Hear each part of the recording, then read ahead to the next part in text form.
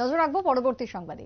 10 মজলিশপুর মণ্ডলের উদ্যোগে বৃহস্পতিবার আজকে রানীর বাজারে একটি বিশেষ আয়োজন, সাংগঠনিক বৈঠক অনুষ্ঠিত হয়।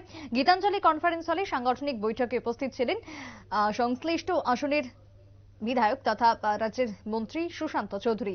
বৈঠকে উপস্থিত ছিলেন প্রাক্তন মুখ্যমন্ত্রী তথা বর্তমানে বিজেপির প্রার্থী পশ্চিম ত্রিপুরা লোকসভা আসনের বিপ্লব দেব, স্থানীয় বিধায়ক অর্থাৎ মন্ত্রী সুশান্ত চৌধুরীর পৌরোহিত্যে আজকে সাংগঠনিক বৈঠকটি অনুষ্ঠিত হয়।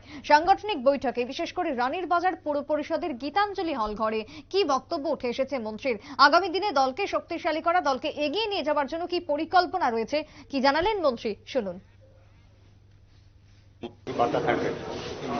এটা মূলত আমাদের পশ্চিম আসনের যিনি লোকসভার প্রার্থী ঘোষণা পেয়েছেন প্রাক্তন মুখ্যমন্ত্রী বিপ্লব কুমার দেব, ওনার ত্রিপুরা রাজ্যে পশ্চিম আসনের প্রার্থী হিসেবে ঘোষণা হওয়ার পর ইতিমধ্যেই আমরা একটা সাড়া লক্ষ্য করতে পারছি এবং সাংগঠনিকভাবে দল থেকে আমাদেরকে যেটা বলা হয়েছে যে আজকে যারা সাংগঠনিক বিভিন্ন পদে রয়েছে এই মণ্ডলের তাদেরকে নিয়ে একটা মতবিনিময় সভা উনি করতে চান এবং সে বিষয়কে সামনে রেখেই মাননীয় আমাদের প্রাক্তন মুখ্যমন্ত্রী এবং যিনি পশ্চিম আসনের আমাদের প্রার্থী ভারতীয় জনতা পার্টি বিপ্লব কুমার দেব, উনি এক্ষুনি আসবেন।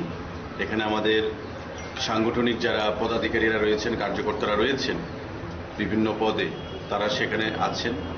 এই নির্বাচনে আমাদের 30টা যে লোকসভা আসনের মধ্যে 30টা যে বিধানসভা আসন পশ্চিম আসনে, তার মধ্যে মজলিশপুর একটা, এবং এখান থেকেই তিনি আজকে সেটা শুরুয়াত করছেন, তারপর খয়েরপুরে যাবেন।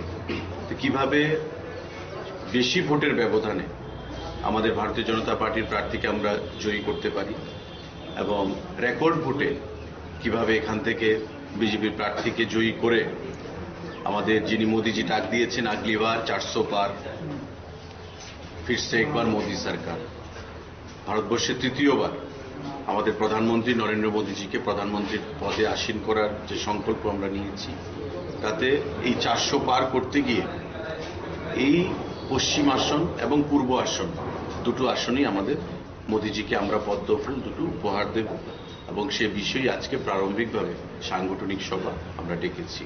তো কিছুক্ষণের মধ্যে আমাদের মধ্যে আসবেন বিপ্লব বাবু, আমাদের পশ্চিম আসনের যিনি প্রার্থী, রাজ্যের প্রার্থী।